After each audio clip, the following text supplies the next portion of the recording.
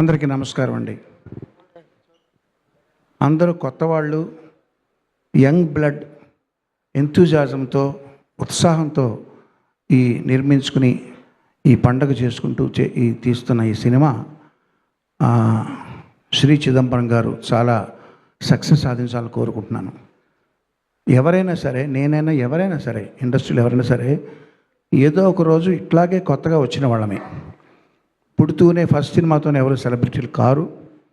So నేను కూడా మీలో ఒకటిగా భావిస్తూ, నేను ఇండస్ట్రీకి వచ్చింది పాటలు పాడదామని, ప్లేబ్యాక్ సింగర్గా సెటిల్ అవుదామని. కానీ వచ్చిన కొద్ది రోజుల్లోనే అది ఎంత కష్టమైన విషయం తెలిసింది కాబట్టి నా రూట్ మార్చుకుని సంగీత దర్శకుడిగా నేను ఒక ఉపాధి వెతుక్కున్నాను.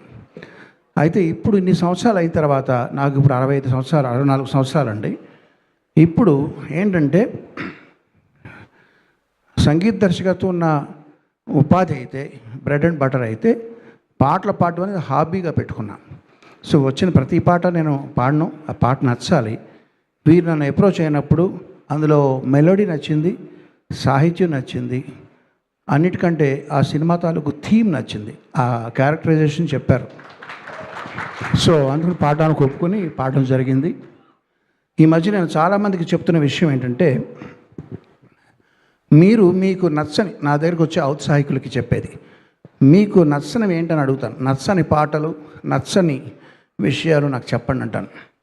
ఎందుకంటే నచ్చనివి ఏంటో తెలిసినప్పుడే మీకు నచ్చిన దానికి క్రెడిబిలిటీ ఇస్తాం.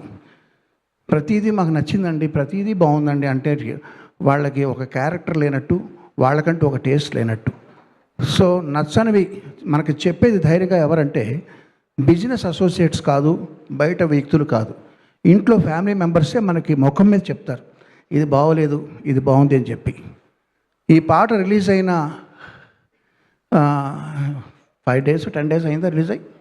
10 days రిలీజ్ అయిన మర్నాటి నుంచి రోజు మా చెల్లెలు పొద్దున్నే ఇది పెట్టుకుని సుప్రభాత నాకు అరగ తీస్తుంటే నేను చెప్పా, నీకు ఒకటి నచ్చినప్పుడు అది క్రియేట్ చేసిన వాళ్ళకి ఎక్స్ప్రెస్ చేయడం అనేది అది ధర్మం అని చెప్పి. తనది సినిమా ఫీల్డ్ కాదండి, తనకు సంబంధం లేదు, ఎవరితోనూ సంబంధం లేకపోయినా వినయ్కి నేను ఆ కాల్ చేయించి తనతో ఆ విషయం చెప్పించాను. సో అలా చెప్పినప్పుడు ఏంటంటే వాళ్ళకి ఒక సాటిస్ఫాక్షన్ వస్తుంది క్రియేట్ చేసిన వాళ్ళకి. సో నేను చేసే పని అది ప్రతిసారి అది మా చెల్లితో చెప్పించాను. ఇక ఏముందండి, నేను ఈ సినిమాలో చిన్న పాట పాడాను. I'm very happy for that and thank you for give me this wonderful song. Ravi and Chandu, all the best to you. Vinay, all the best, all the team, all the best. ఇప్పుడు మంత్రం అడిగారు కదా, నవ్వేస్తూ బతికేసేయి, అదే సార్. Thank you. నేను ఒక recording నుంచి వచ్చానండి మిమ్మల్ని సపోర్ట్ చేయడానికి. నేను ప్రత్యేకంగా ఈ పాట నాకు నచ్చింది కాబట్టి ఇప్పుడు వచ్చాను నేను. సో మళ్ళీ నేను రికార్డింగ్ కంటిన్యూ చేయడానికి వెళ్ళాలి కాబట్టి క్షమించండి మధ్యలో వెళ్ళిపోతున్నందుకు. All the best to dream and I'm happy for this. Thank you sir. ఒక ఫోటో కోసం మీరు వేదిక మీద అందరినీ పిలిచేస్తాను సార్ నేను.